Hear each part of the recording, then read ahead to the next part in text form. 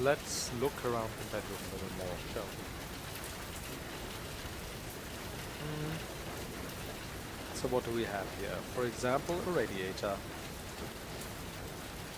The radiator runs on gas, not electricity, which is why it's even working at all. It's quiet and keeps the room cozy, which is all you really need to do. So which is all you really needed to do. So everything seems to be in order here.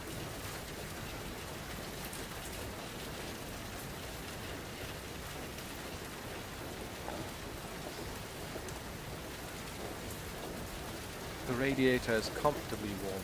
Michael tosses uneasily, one hand waving vaguely in front of his face for a moment before sinking back once again into troubled sleep.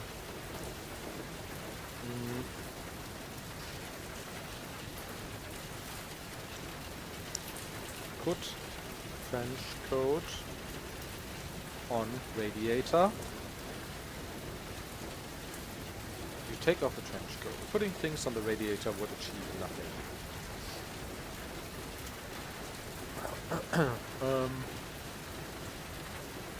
Rick's bed. Thick goose down mattress, linen sheets, feather pillows, gauze canopy. It's about the most beautiful, inviting bed you've ever seen.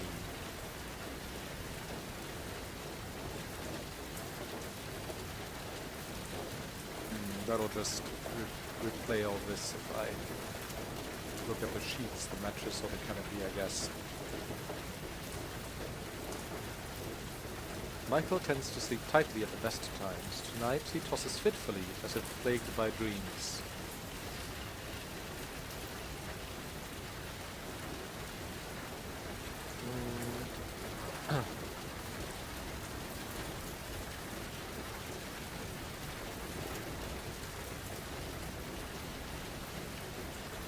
Rick's paintings.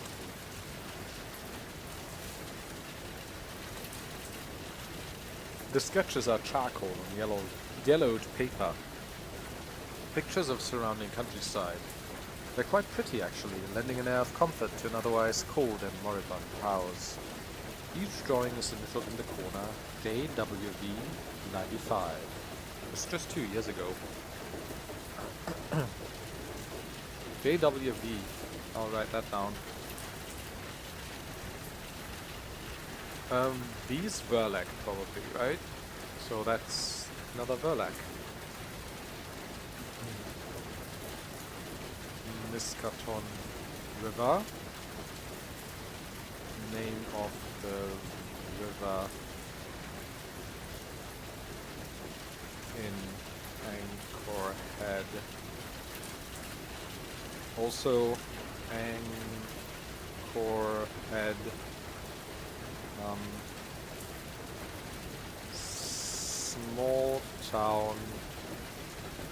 Small coastal town in Massachusetts. Is that how you spell that? I hope so.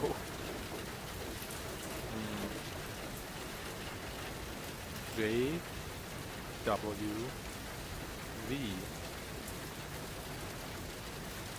Painter or artist who created the sketches in the master bedroom, presumably a Verlac.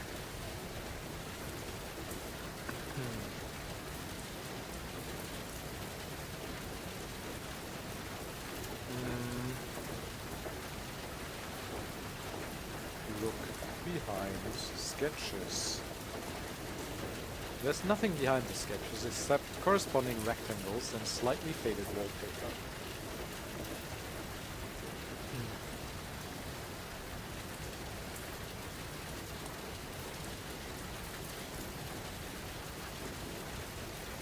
Dressing mirror.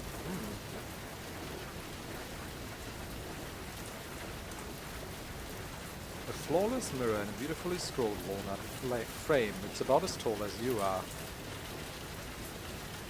Look at yourself in the mirror.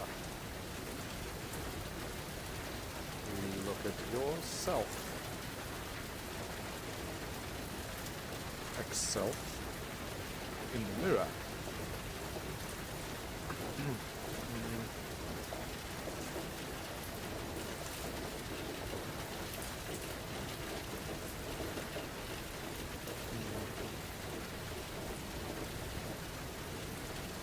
We always lead west and south. Let's check out west.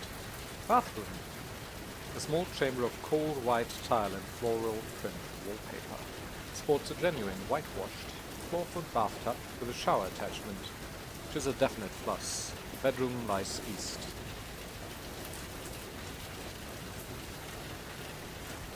It looks deep enough to swim in. You could spend hours soaking in that thing. Oh, I think we will then. Undress. Take off the clothes.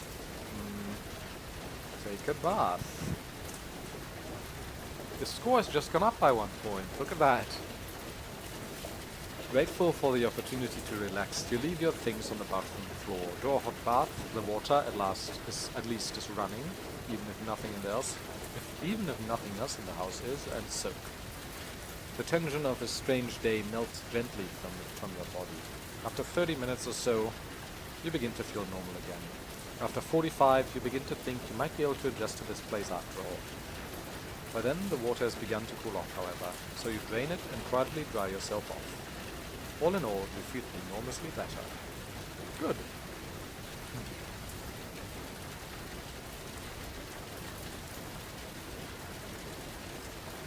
You're wearing your wedding ring. Oh, did I just go bathing with my wedding ring? Look around.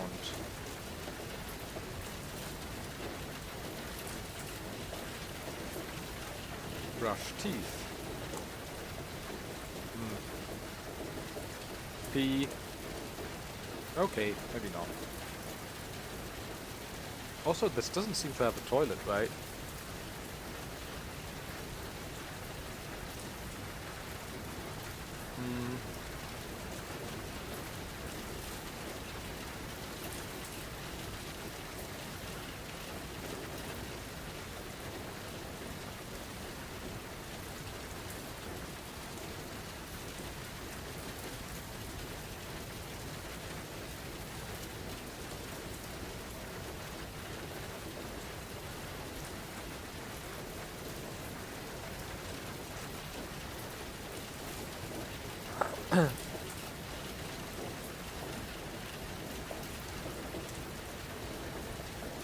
You look good, and being naked doesn't hurt either.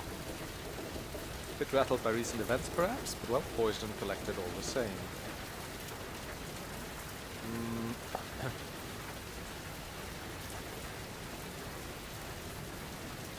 Examine clothes. A tasteful ensemble from Ann Taylor in muted browns and olive greens. You've been an autumn person since you were old enough to make your own socks. Examine French coat. Bought this coat during your honeymoon in England. It's genuine London fog. In addition to looking very cool, it has several deep pockets in which you can fit just about anything. Examine umbrella. Olive green with hook-shaped handle. It's a handy little thing when it rains. It's a handy little thing when it rains. It's currently closed.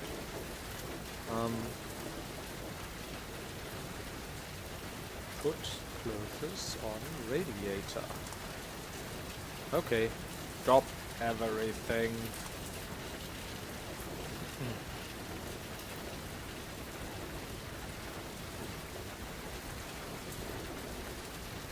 Cuddle with Michael.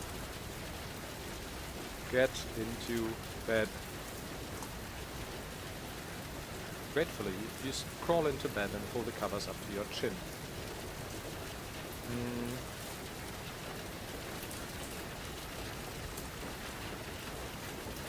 Michael can't hear you, he's fast asleep. So can I just sleep now, or can I think or something?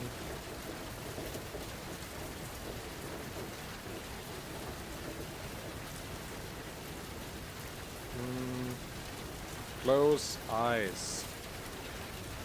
Can't see such a thing. Okay. Sleep.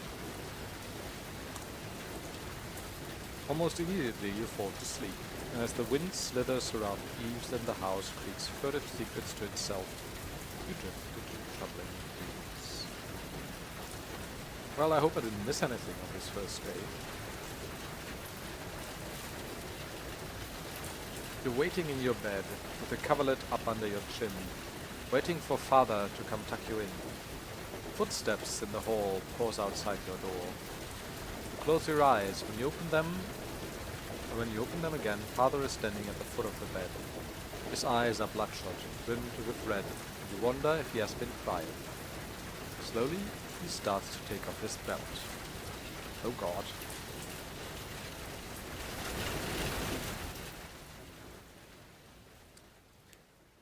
I don't know what it opens yet, but I have an idea. No, wait, what? Only it's not your father at all. It's Michael. He hands you a golden sphere and says, I don't know what it opens yet, but I have an idea. Your reflection is like a little doll trapped inside the sphere. Everything is tinged with gold. Your face swells and stretches comically as you stare back at yourself through the curved, distorting walls. Reaching out, your fingers curve back on themselves. The wall breaks and you're running from the eyes, the terrible red-rimmed eyes, through endless narrow corridors of wooden slats and crumbling plaster. You stumble through turn after turn, hopelessly lost. There's a small hole in the boards. Peering through it, you see Michael in the study, typing diligently away. You scream, you pound on the wall, but he can't hear you. The red-rimmed eyes draw closer.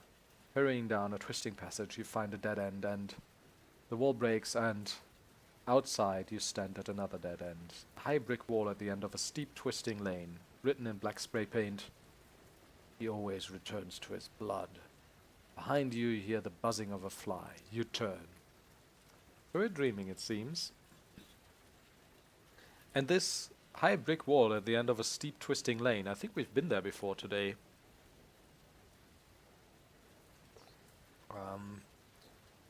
You turn, okay. So I turn. The second day.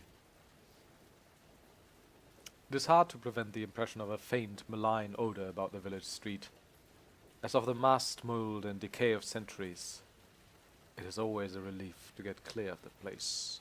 H.P. Lovecraft. You wake up, steam billows gently by, and you can hear the sound of running water from the bathroom.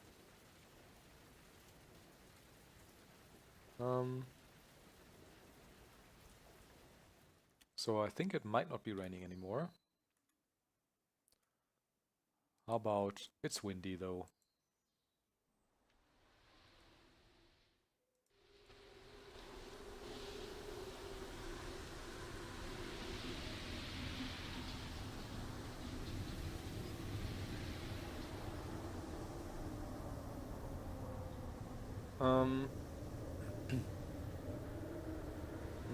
So it's day 2.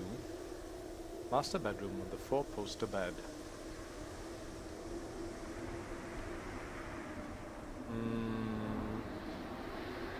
Listen. You've never known anyone who loves a morning shower more than your husband. To him it's better than coffee. You can hear him from all the way out here, having a spirited conversation with himself. Can't make out any other words. He's probably sending out some dialogue for his own stories. Sounding out some dialogue for his own stories.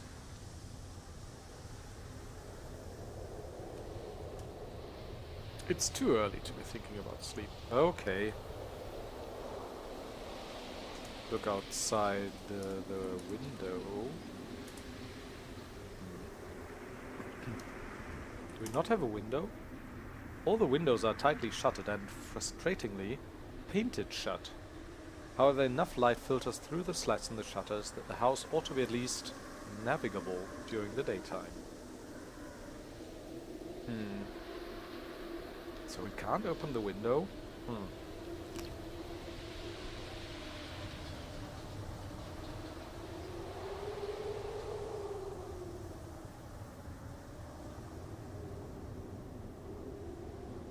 So should I get up or what?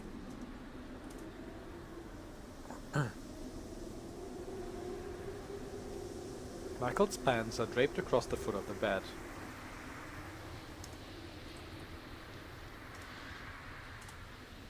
With the same plain khakis he usually wears, you notice something in the back pocket.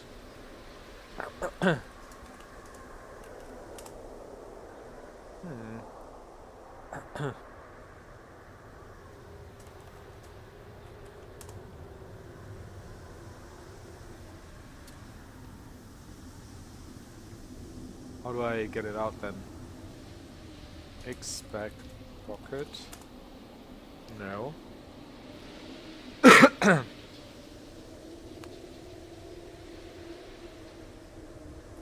Feel back pocket.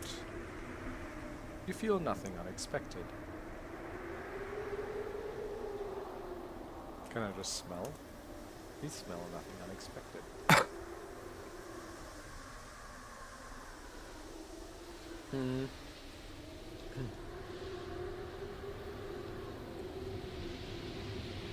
How do I get this stuff from out of his back pocket?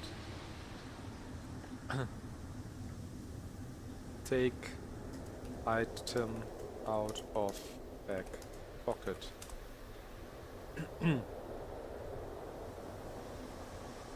Take Michael's pants. Take Michael's pants. Taken.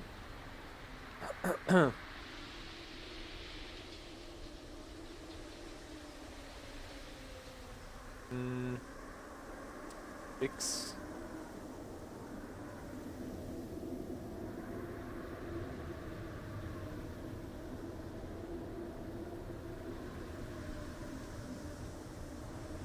Notice something in the back pocket. Put hand into back pocket. Empty. Back pocket. With a nervous glance toward the bathroom, you slip the wallet from Michael's pants. Max wallet. It's just his wallet, an ordinary leather wallet. Take money. Open wallet. Michael's faculty card. Ex-faculty card. Card identifies your husband as a faculty member of Miskatonic University, entitled to all the privileges that implies. Take faculty card. Oh.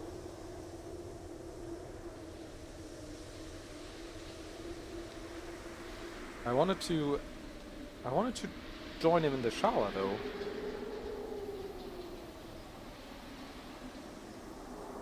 Do I want to load this actually? Shower suddenly stops. Quickly you palm the card, replace the wallet and arrange the pants the way you found them. A moment later, Michael emerges from the bathroom, toweling his hair. My, don't you look tempting this morning, he says, giving you a kiss.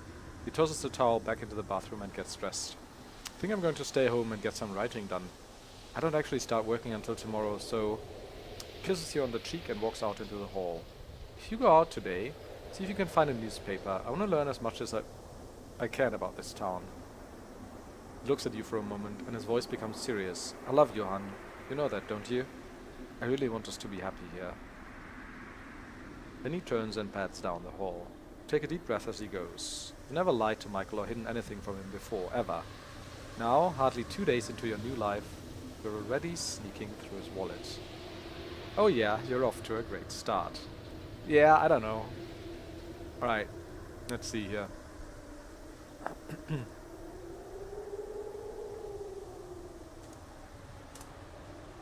So we're in the foyer, okay. Take luggage. Up. North.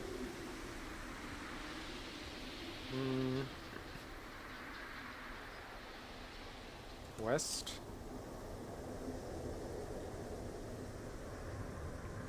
Undress.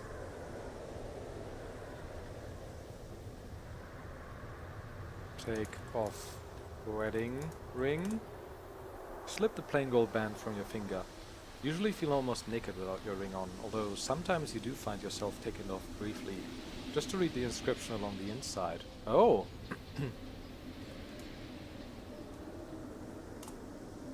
Engraved along the inside are Michael's and your initials, along with your wedding date, June 28th. I'm gonna read that. I'm gonna write that down, I mean.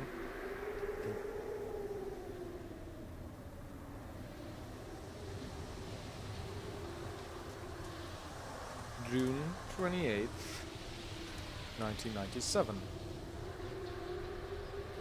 Wedding anniversary. It doesn't tell us our initials, though. Read initials. Drop everything. Wedding ring dropped, trench coat dropped, clothes dropped, umbrella dropped. Umbrella dropped. Okay, take bath.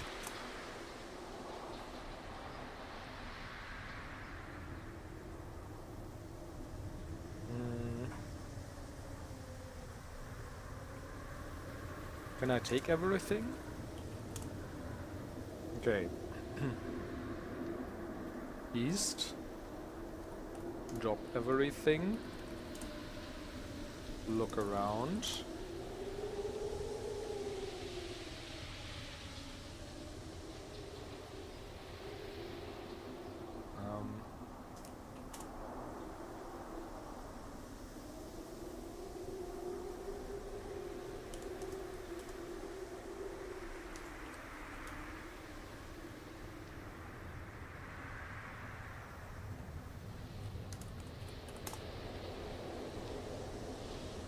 Feverish?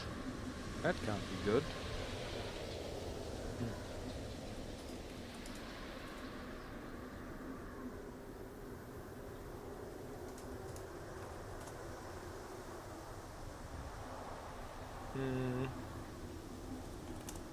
No, okay, so sleep.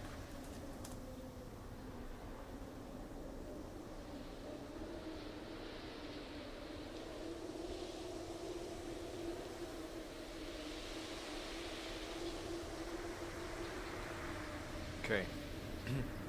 So I'll save. Day 2.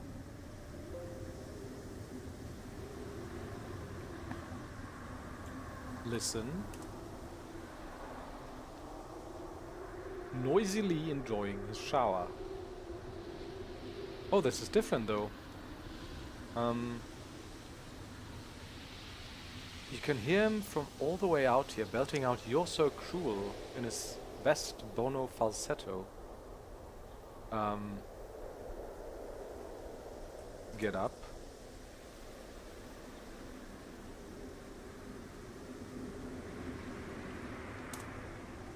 The bathroom is occupied at the moment. Oh, come on, we're married.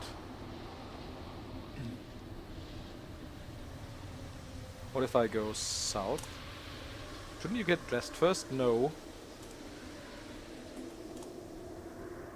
That was a rhetorical question. Nice. Nice game. Fuck you. No need to get frustrated. Okay. Talk to Michael. So do I want to take his faculty card? I mean, I feel it like it could be useful later on, but I could also just ask him for it, I guess, right?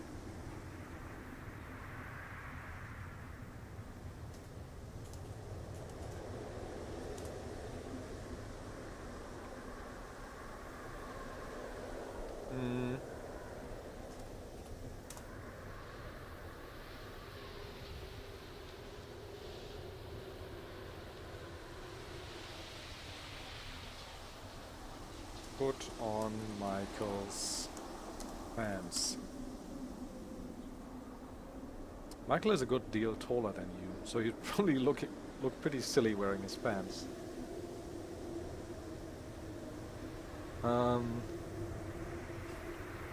But I'm still gonna take his pants away from him.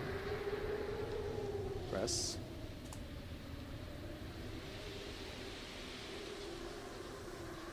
Take everything.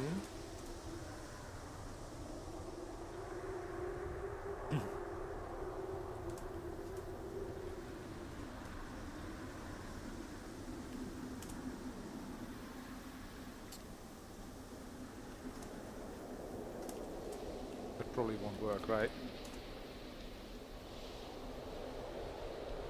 The umbrella won't fit into Michael's pants. Why Michael's pants?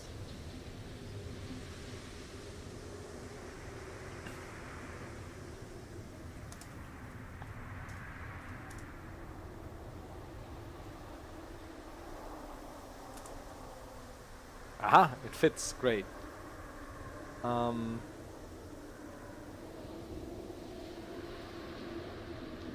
Put on wedding ring.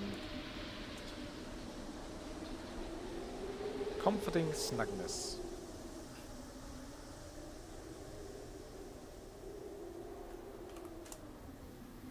Okay. You're wearing your wedding ring, your trench coat, and your clothes. In addition, you have Michael's in your hand, Michael's pants, inside which is Michael's wallet, which is closed. Pockets of your trench coat contain your umbrella, a key ring on which are 2 keys, a key to the house and to the cellar, a typewritten notice, a lantern, an old tin which is closed, and a flask which is closed. That's a lot of things. Put Michael's pants into trench coat. Okay.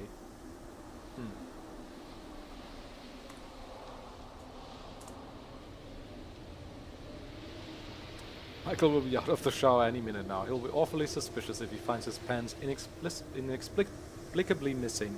Oh, come on. I wanted to play a prank on him. Dropped.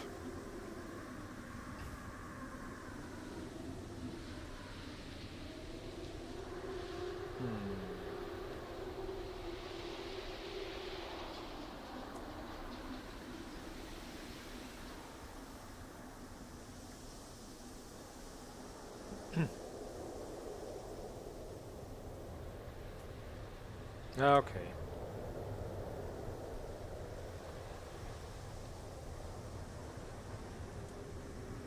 The shuttered window at the end of the hall throws a gloomy rectangle of light onto the bare wooden floor.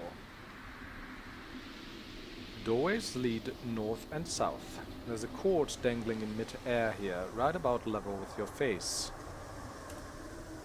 The cord is about 4 feet long with a little wooden bob on the end. It appears to be attached to a trapdoor in the ceiling.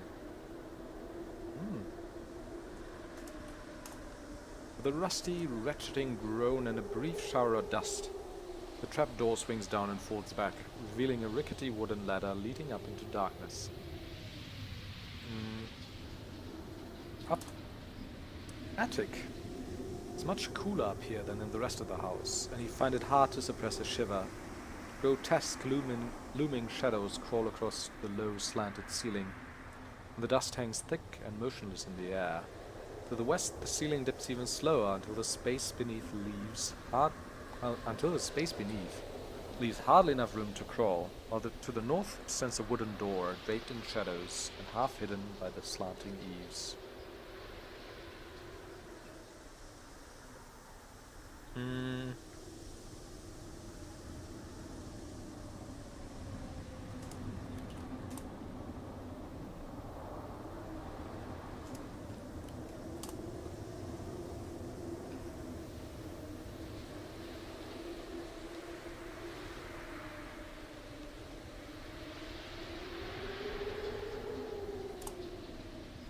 Pitch dark and you can't see a thing.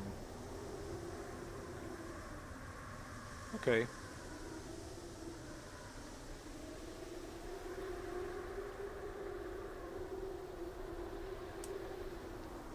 seems to be locked. None of them seems to fit.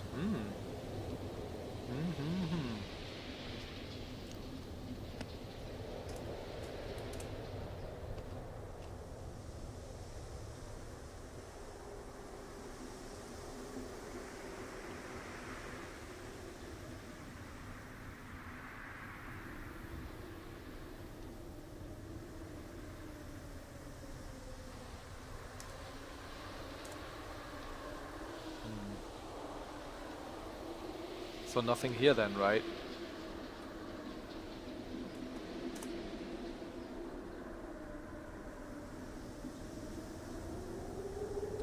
Library! Whatever else their faults may have been, the Verlex were evidently not ones to shun the printed word. Books line the walls from floor to ceiling in this dark-paneled, green-carpeted room, interrupted only by doorways to the east and south.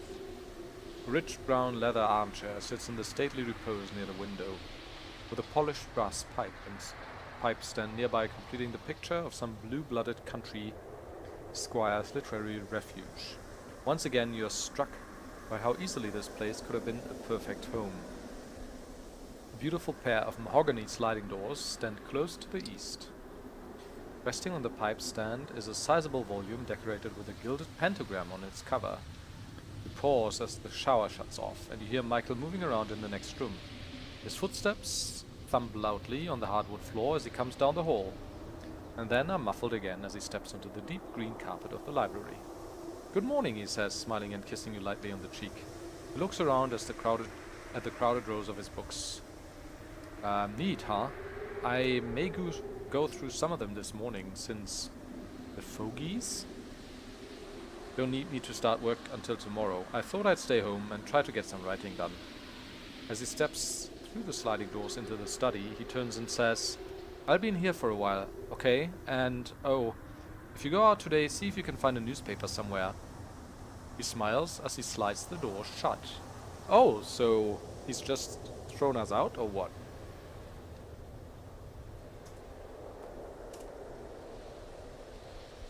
Oh no, I'm still in the library.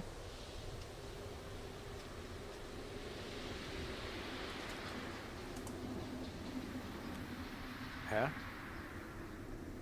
He's in here though, isn't he? Or is he writing somewhere else? "I'll be in here for a while," he says. Or does he mean the house, not the library?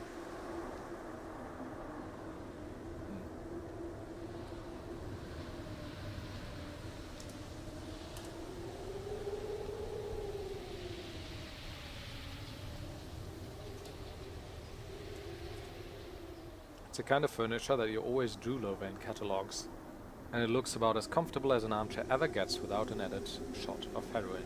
What? What? What? I don't get that. Heroin? What? Sit in armchair. The leather creaks softly as you settle in. It smells strongly of pipe smoke. In the next room. Oh, okay.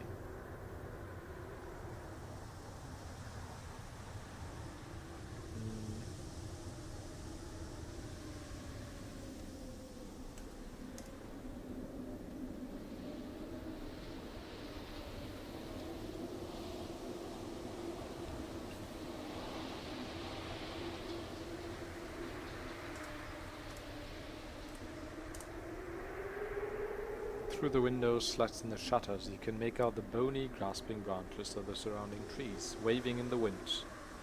Not a soothing sight.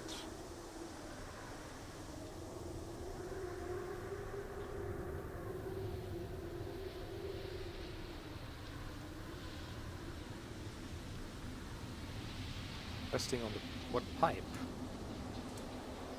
It's a beautiful piece of work, although at the moment, sadly, it contains no pipe. What?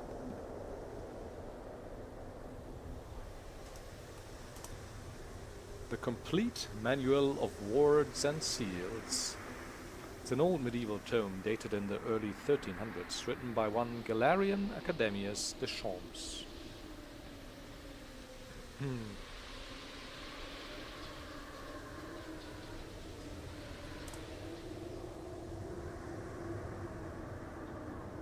Oh, so I can see more than one here? Which do you mean? Edgar Allan Poe's Tales of Mystery and Imagination, or the Complete Manual of Wards and Seals? Can I just... okay. Read the manual. Essentially, it's a textbook on the theory and practice of magical wards and seals.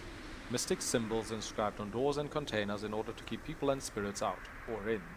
It's all very deliberately vague and arcane, in addition to being written in medieval French and translated into Middle English, making it nearly impossible to understand. A kind of thing that likely got many a scholar burned at the stake in those days. You're surprised to find that a page in this old and probably quite valuable book has been folded down as though to mark the place.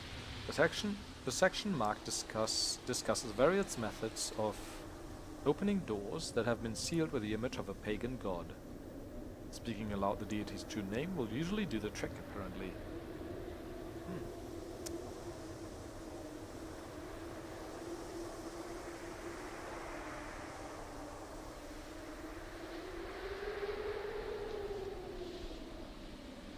Read page.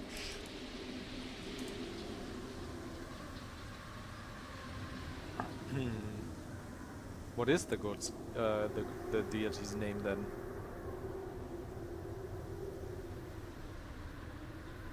Read marked section.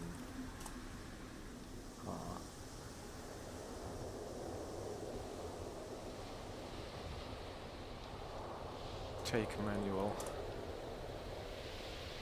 Put manual in pocket.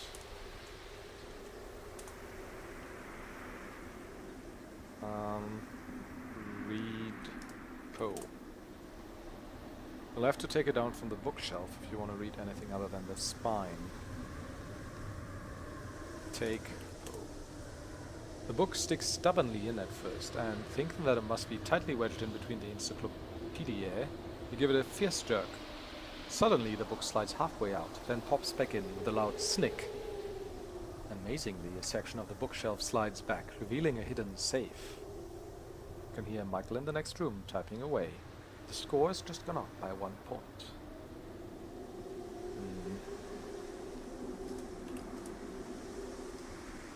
It's really a shame.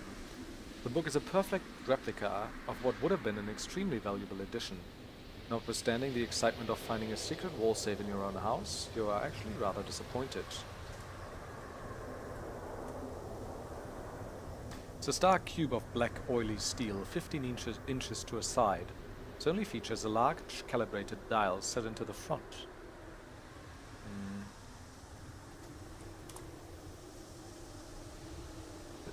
The dial is calibrated from 1 to 60. It's currently set to 54. I was about to say the only number we have really is our wedding anniversary, but that's not 60. It'd be kind of funny if that actually made a difference. June 28th.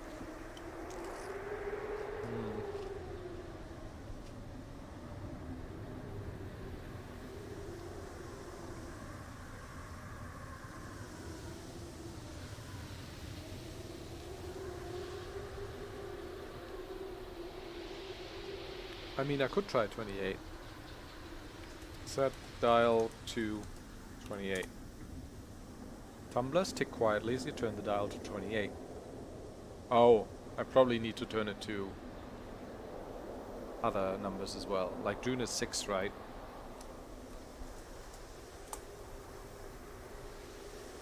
Yeah.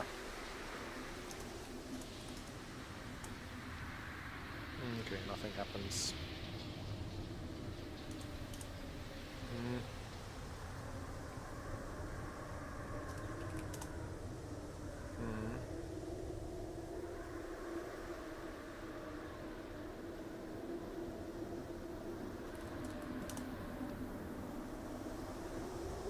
Okay.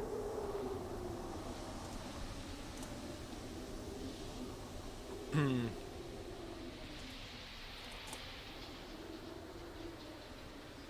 shelves of the western wall have slid back slightly, revealing a hidden safe.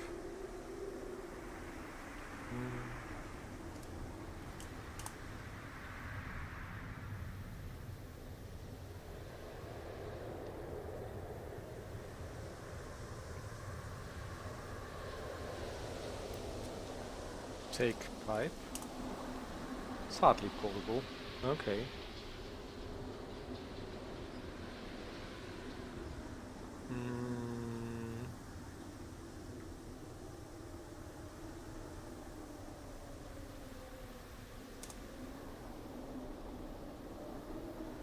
What?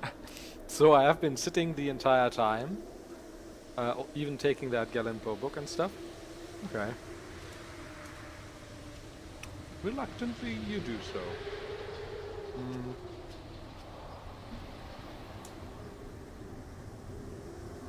Michael is in the study, typing furiously at his laptop. So he seems like he has a good amount of battery left, or? As you walk in, he looks up at you with a pained expression. Can it wait? He asks you. I think I'm onto something really good here. If I don't get it all out, I'm going to lose it. If you don't mind, hon, I could really use the next hour or so to myself. Not wanting to disturb him, you tiptoe out, shutting the doors quietly behind you. Okay.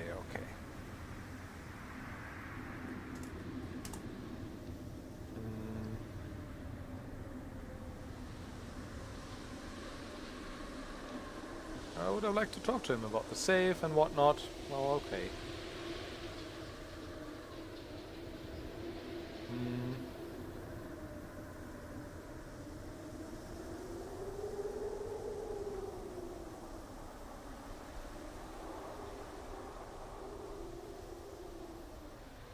Children's bedroom.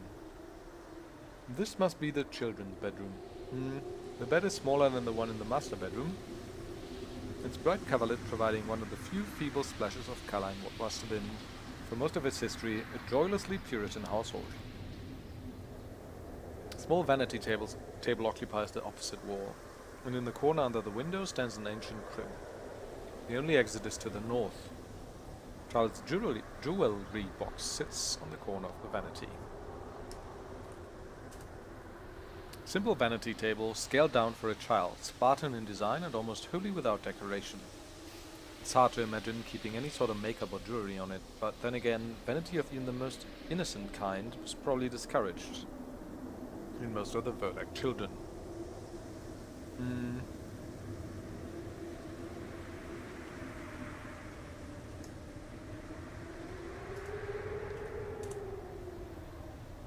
It's hardly larger than your hand, made of wood and charmingly decorated with a picture of children dancing around a maypole. Most likely a plaything of one of the later Verlag children. The lid is closed. Open lid.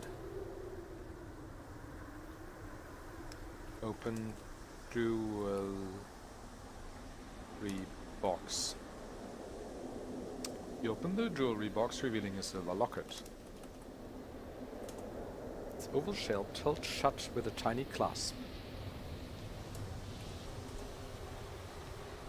You open the silver locket, revealing a boy's picture.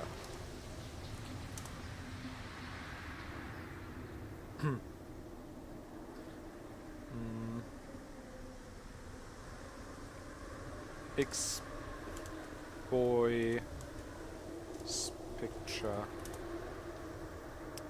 The boy in the picture looks no more than 3 or 4 years old. He's smiling, but there's something disconcerting about his expression, as though his head were not shaped quite right, or his features had been placed slightly wrong. He might possibly have been mentally retarded. It's difficult to tell, because the picture has been cropped so close you can't even see the edges of the boy's face. Only his features to fill the tiny frame. I bet he was in the asylum.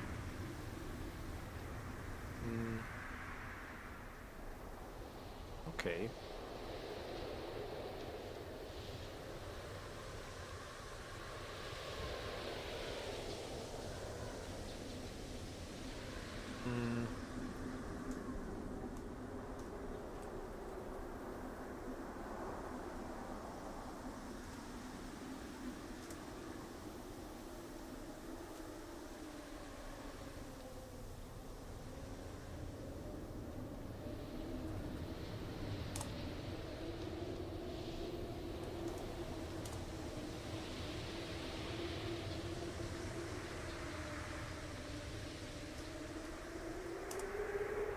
Okay.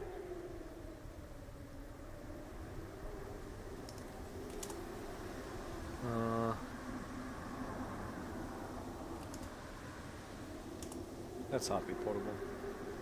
Put everything in pocket.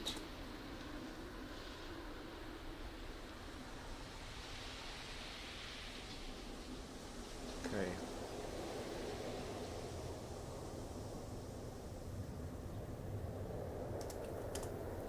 Not as fancy as the four-poster, but it looks comfortable enough. You get onto the bed. Sleep. Get up.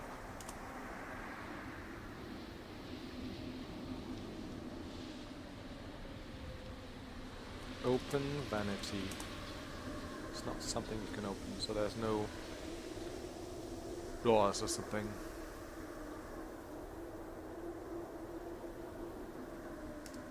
Crib. Crib is made of wood and held together with pegs, not nails. It's probably as old as the house.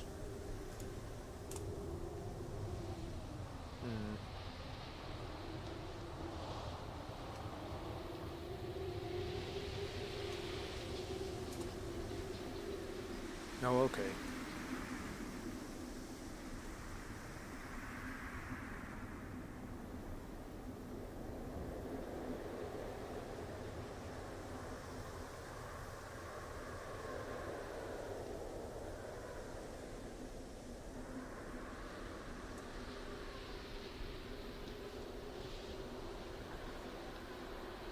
So I'll have to go down, right?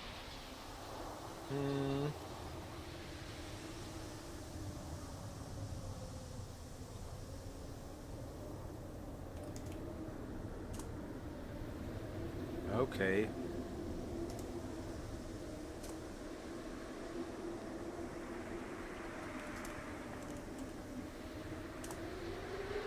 Still not even the next day. Okay. Check luggage. I still wanna look for matches in luggage.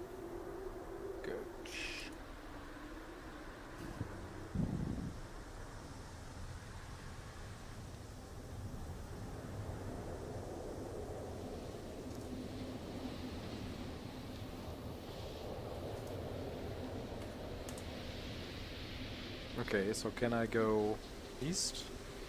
Sitting room. Okay.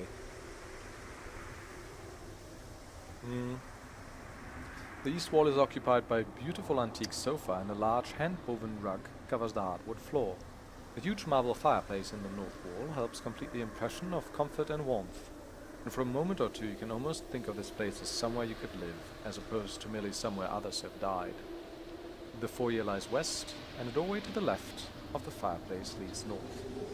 A brief sense of comfort quickly drains away, however, as you become aware of the icy and maniacal stare emanating from the great portrait hanging over the mantelpiece. Under the malefic gaze of those red-rimmed eyes, the most comforting thought you can muster is that of immediate flight.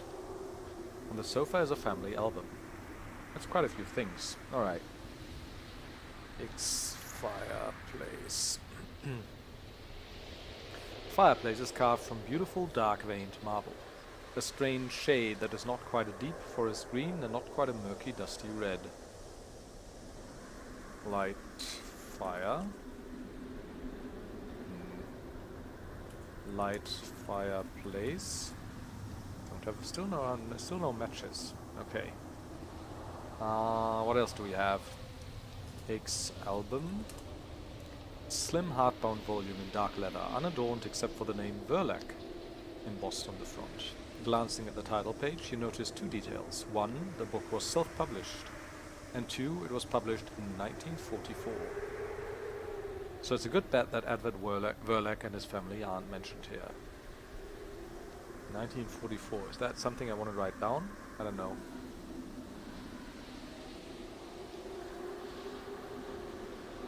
Open album. The book contains portraits and brief biographies, although strangely no birth or death dates, on some 200 members of the Verlac clan, from the central family figures to the distant second cousins. If you want to read about someone in here, you'll have to look them up by name. A subtle movement from the portrait makes you turn. For a moment it seems like the eyes are looking directly at you, but it's only a trick of light. Or is it? So what did we write down earlier? The guy who painted the paintings? That's J.W. Verlac. Look up J.W.V. in the complete manual of wards and seals. In album. Look up J.W. Verlac in album.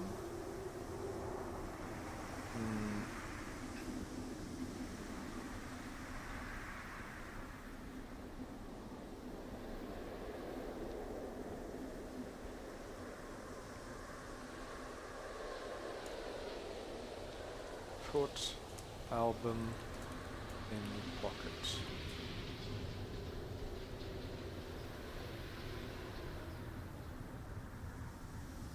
Look around.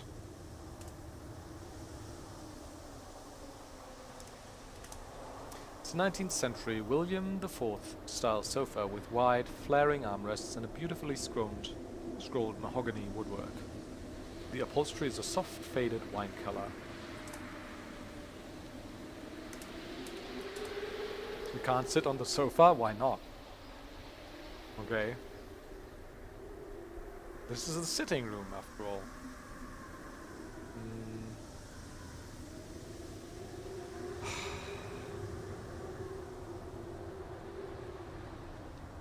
X floor.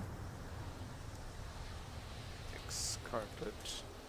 X rug. The rug has a rustic, kilt-like pattern to it, and it covers all but the outer edges of the hardwood floor. Lift rug. You lift one corner of the rug and look underneath. Nothing but dust and floorboards. That's disappointing.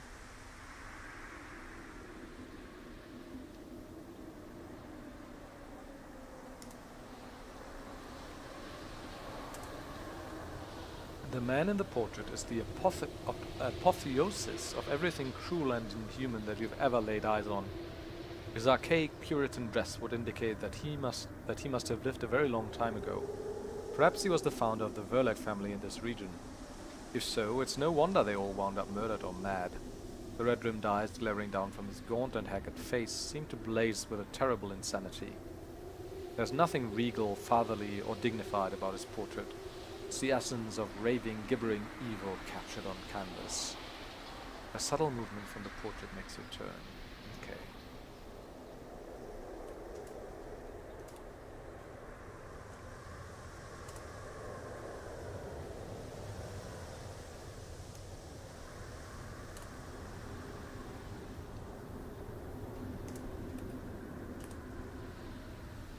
Violence isn't the answer.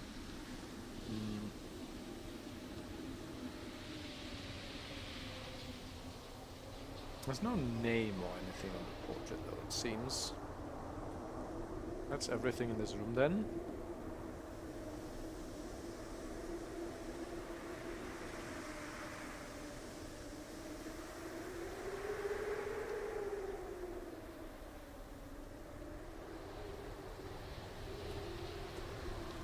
Gallery. A long oak-paneled room with doorways to the south and west. Paintings line the walls, mounted beneath small shaded lamps that would illuminate the canvases nicely if only the electricity were working. Still, even in the shadowed gloom, you can see they were all done by the same artist. Who? J.W. Verlac?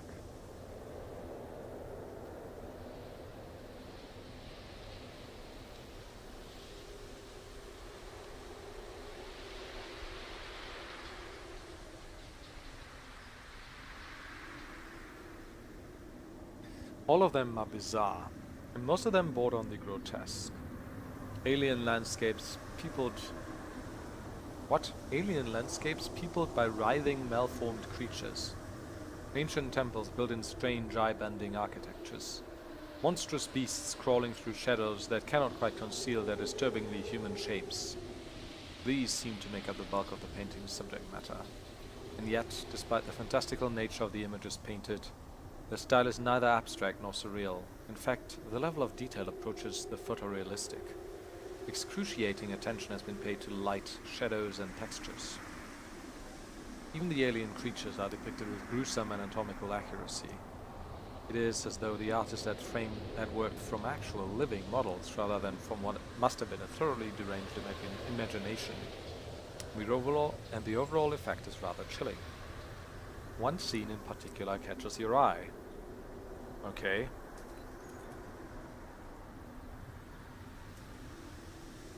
A strange scene showing only a clergyman staring down into the pages of a large black-bound book. The point of view is that of someone standing beneath the pulpit, looking up, so that the text of a book is hidden from the viewer, while the preacher's face is clearly visible. He seems to be caught in a paroxysm of terror, his face livid, his lips stretched back in gruesome rictus, his eyes bulging wide and shot red with blood. The cords in his neck are rigid and taut, as though he were straining to tear his gaze from the page, and yet he still grips the edges of the pulpit with whitened knuckles. You shake yourself suddenly and realize you've been staring intently at the painting for minutes on end. You step back and rub your tired eyes. When you look again, however, the picture you were just examining is no longer in front of you. None of the other painting is moved as far as you can tell, but that particular scene seems to have disappeared without leaving so much as a blank space on the wall. Wow.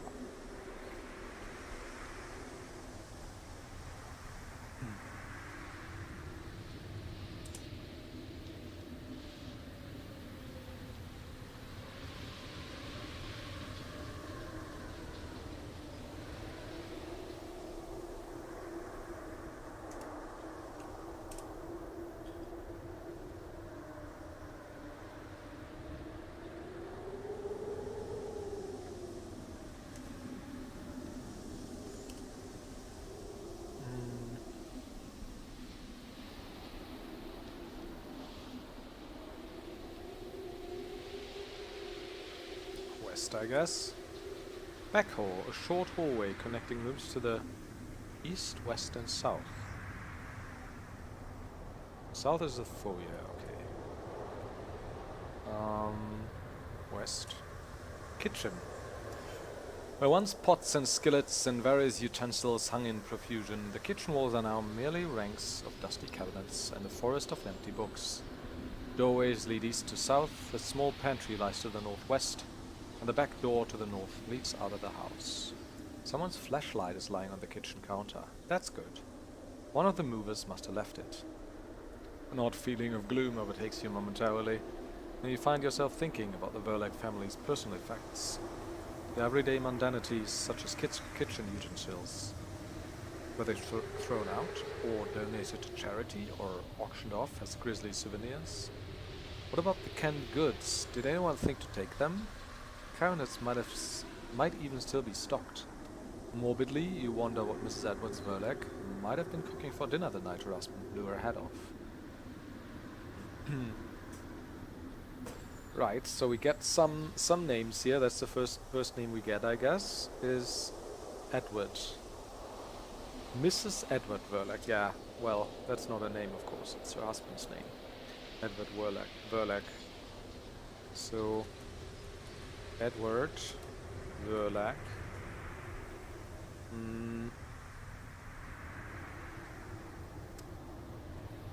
Murdered his family, then killed himself. Look up Edward Verlag in album.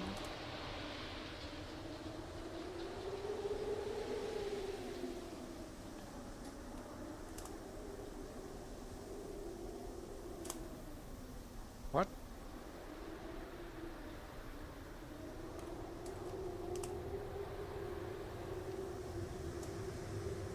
That's not true, though.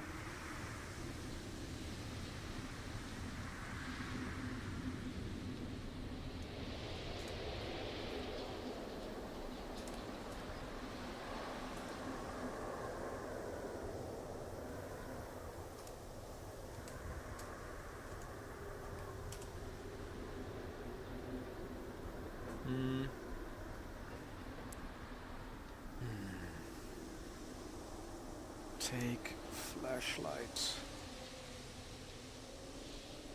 Oh, not tacky.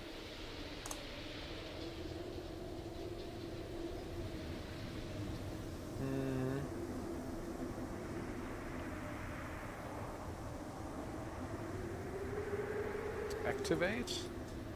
Flashlight. Switch on. Flashlight.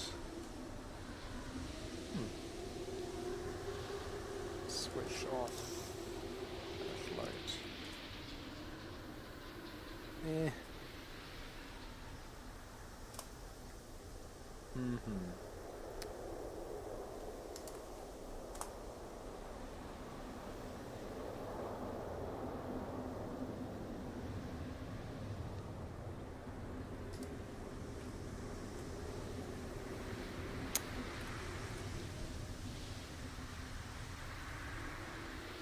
The cabinets are not, after all, still stocked, much to your relief.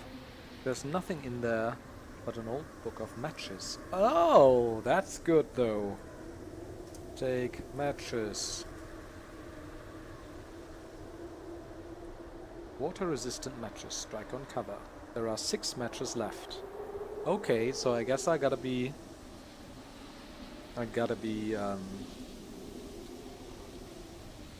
careful with those, how I use those. I do have 2 sources of light though. But both might run out, right? I only have a couple of matches, I have the lamp and a bit of extra oil, and I have the torch or the flashlight.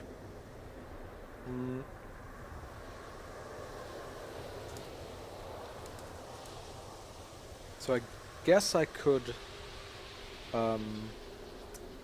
make a fire in the fireplace in the sitting room now that I have matches, but I don't really want to waste them.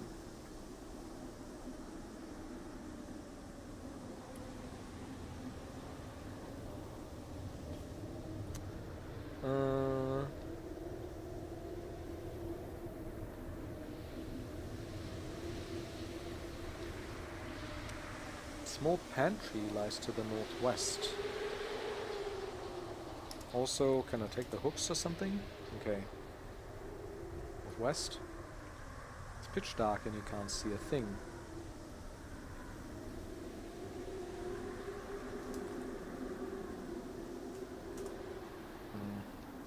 So I switch on. There must be a better way to say this, a faster way. Flashlight.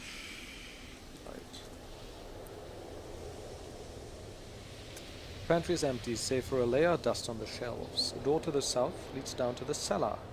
Or you can return to the kitchen to the southeast. Leaning in the corner is an old broom. Broom. Take broom. Put broom in pocket. I do have an umbrella in there. So yeah, I guess we'll go down the cellar. Seems to be locked. You have the key.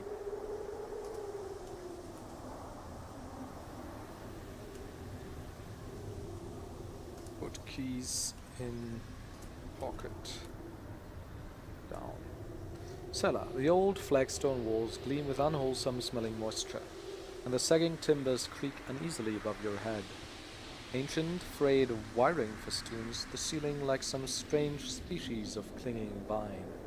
Portions of the cellar extend south and east into the clammy darkness, though you could always beat a hasty retreat up the stairs to the north. One largish bundle of wires leads down to a rusty old fuse cabinet bolted to the far wall.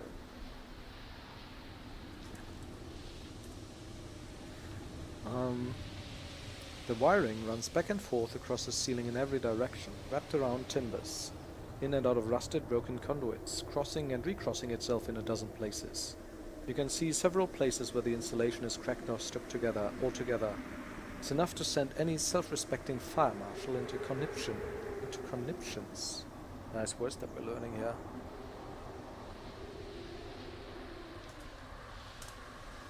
They're hardly portable.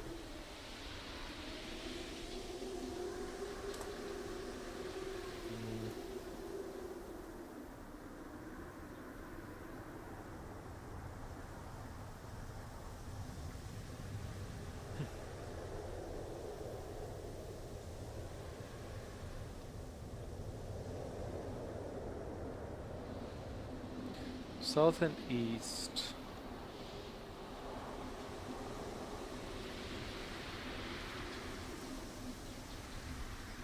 It's an ancient, clunky metal box, about the size of a kid's lunchbox. There's some sort of lettering on the cover, but it's too corroded to read.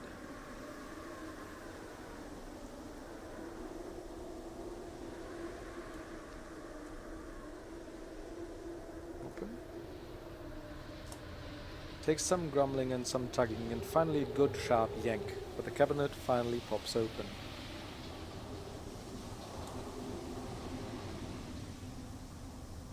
Examine fuses. There's about 24 fuses lined up here, the old-fashioned kind that looks like round glass plugs. Every last one of them is blown. You pull one of the fuses out and try to rub some of the grime off. Sure enough, the little metal strip inside is melted to a black twisted cinder. With a sigh, you plug it back into the socket. I want to take one though. There's no point, you don't have anything else to replace them with. Okay. Close fuse cabinet.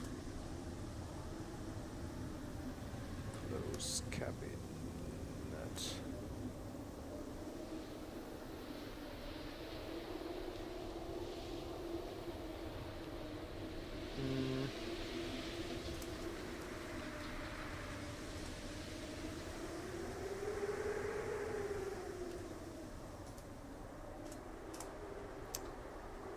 Alright, so we can go south and east now.